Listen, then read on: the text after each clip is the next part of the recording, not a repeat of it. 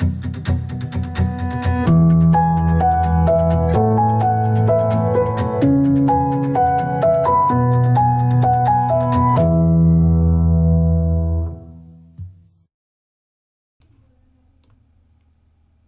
everyone, it's technology expert Burton Kelso here with another tech tip to help you get the most out of the technology in your life. Today we're talking about what could happen or what it would look like if Russia conducted cyber attacks against the US.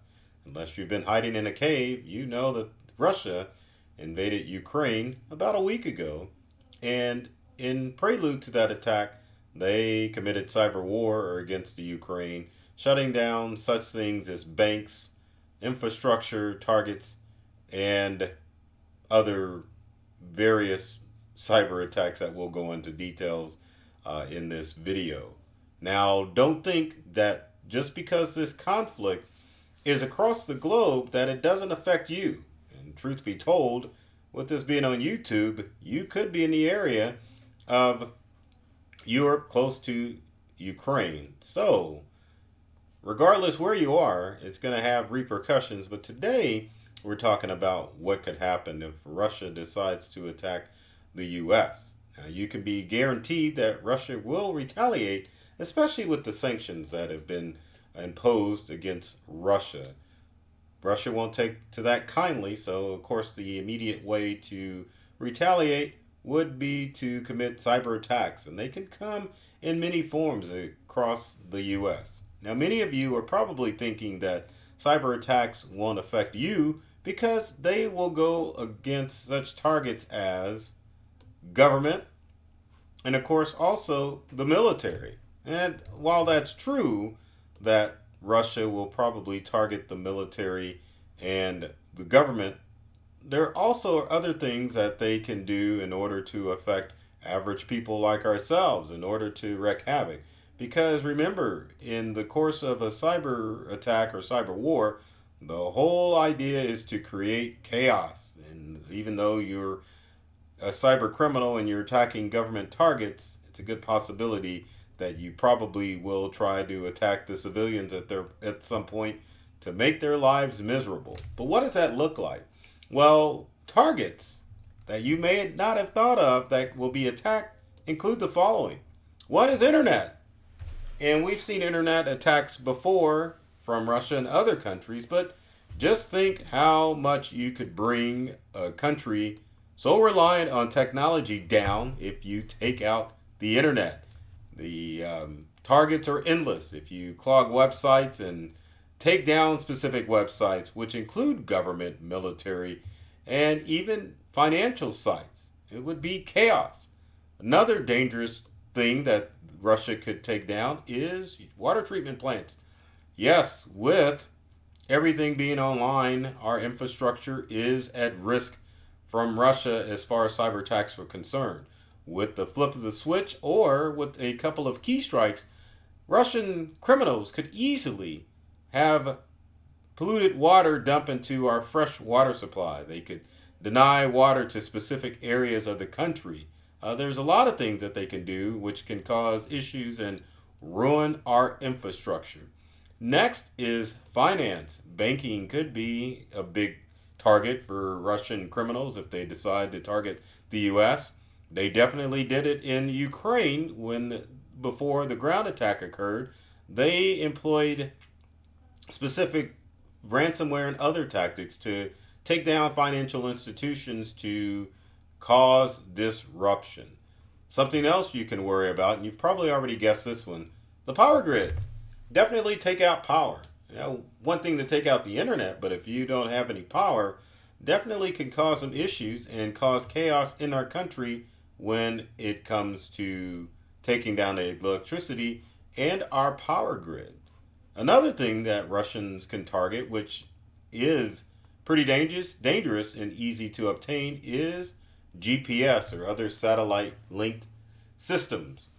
Now, with satellites, even though they're floating in outer space, definitely would make a juicy target if you would take down some of those satellites by a couple of keystrokes and either disable them or have them destroyed completely by having them drop into a lower orbit where they would burn up in the atmosphere. And does all this sound scary? Yes, it does, because it is sort of the things that cyber criminals, especially if they're government sanctioned or government, look for when they're looking to commit cyber war. Because again, the difference between a cybercrime is that criminals, under most circumstances, are just trying to get your financial information and perhaps your personal data so that they can get your financial information. But in cyber war, the whole idea is to take the other guy out and send them back to the Stone Ages. So that's why you probably should be concerned, because it's probably inevitable that Russia will issue cyber attacks across the U.S. Now, what can some of these cyber attacks look like? Now, some of these tactics you will recognize. Other tactics, I shouldn't say points of these, other tactics are new, starting with our first tactic, which is a new variant of virus called Wiper.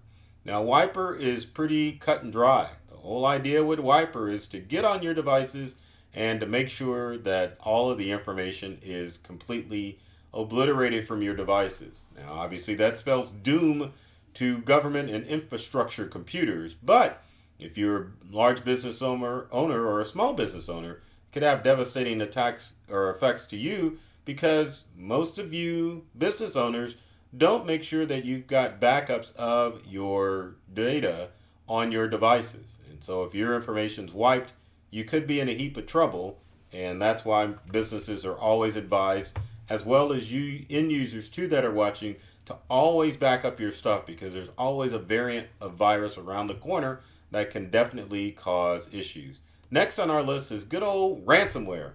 Now, ransomware has really taken a big change, especially last year, since the Colonial Pipeline fiasco. Many of you probably know that Colonial Pipeline was attacked by ransomware, but one of the key points that changed with this variant of ransomware is the fact that once criminals, or before criminals installed the ransomware, they stole the data and threatened to release the data to the public unless the ransom was paid. Now, with most variants of ransomware, if your computer's locked up and you get this message on your computer, it's definitely a sign that you need to restore from backups, or you're just out of luck.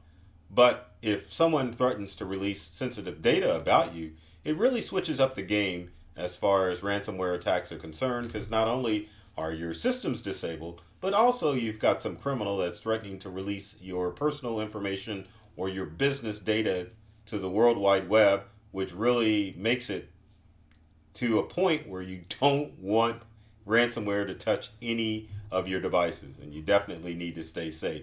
Another attack that Russia could employ is DDoS attacks, which stands for Direct Denial of Service Attacks, which means that Russian criminals would send bots or programs to clog up a website, or even to clog up internet service. So basically, these bots, under normal circumstances for a DDoS attack, would pick a particular website, and we'll say maybe your utility website, a government or a military website, or even a social media site, and they'll have those bots just slow down traffic so it makes the website and even the internet inaccessible. DDoS attacks are kind of rare, but they definitely happen. And one of the major things that can occur with a DDoS attack is not only can they disrupt websites that you would normally visit to shop or do other things, they can also disrupt voice over IP services, or VoIP services as most tech people call them. If that happens, the DDoS attack would make it so that you couldn't use your voice over IP phone to get access to anyone. So keep that in mind. As more of us move away from our landlines, DDoS attacks definitely can occur, and you need to be aware that they definitely can happen. So next on our list is phishing. Well, I should say it in order, shouldn't I? You don't want to get hooked. Phishing, vishing, and smishing scams are abound, and this basically is phishing scams that come in the form of email, voice, and text message. And phishing scams are designed to make you give up valuable information because it looks like your phone call or your text message or even that email is coming from some authority figure. So um, if it seems like the IRS is contacting you, which they will never do via email, you will fall for the scam because it looks legitimate. And again, Russia could send out these attacks just to cause disruption. Next is fake news. And this can occur with bogus websites that are shared to social media. And it can also occur with social media posts too, with criminals commandeering social media accounts and using them to post fake information about what's going on with the Russian Ukraine conflict. And of course, what is the cause of the conflict, which obviously is going to cause chaos and disruption when people see posts um, pertaining to the war going over in Ukraine. Another scam that you need to watch out for are charity scams. Charity scams always pop up whenever there is a national or international incident like this. Charity scams are pretty dangerous because anyone can set up a charity.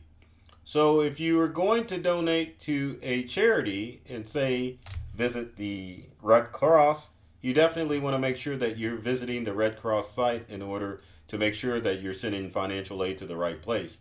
If you just use Google to look up charities for Ukraine, it's probably going to bring up a bunch of different websites that mainly can be bogus and allow criminals to get access to your information. So always be aware of charity scams, especially in light of what's going on out there. Now, always, you're probably asking, well, how in the heck can I keep myself safe, Burton? Well, that answer is pretty simple, but it's pretty complicated too. Now, under most circumstances, 99% of cybercrime requires some form of user interaction. That basically means that you click on a link in an email, text message that comes through that allows you to be taken to a bogus website that will infect your devices. Also, it can become an instance where you're using verbal communication, where you think an authority figure is calling, but you voluntarily give up your information to a criminal so they can use that information against you. So, with that in mind, you need to be aware that you have to have your heightened senses about what's going on, like Spider-Man behind me, so that you can understand how you can keep safe from a lot of the cyber threats out there.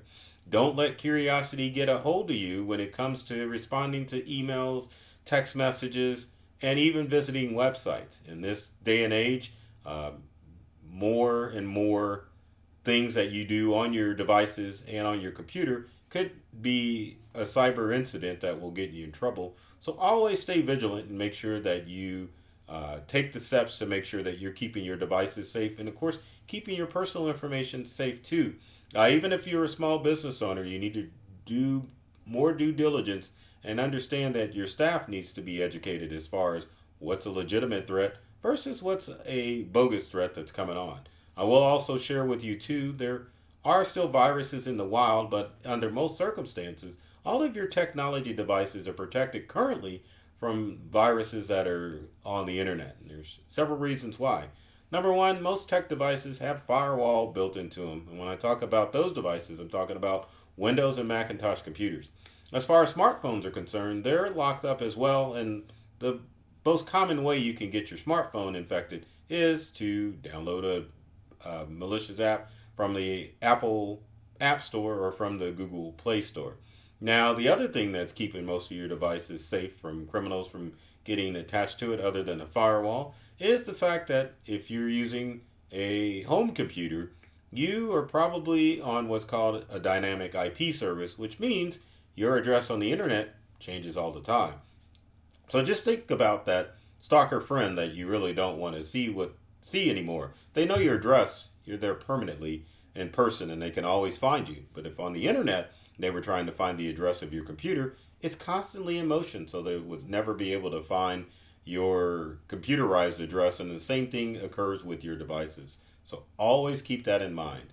And with that said, if you have comments or questions about what's going on and this heightened cyber security that we're dealing with, leave them in the comment section below, because there is no such thing as a dumb question, and it's best that you ask and educate yourself than to fall victim from the latest cyber scam that is going on out there.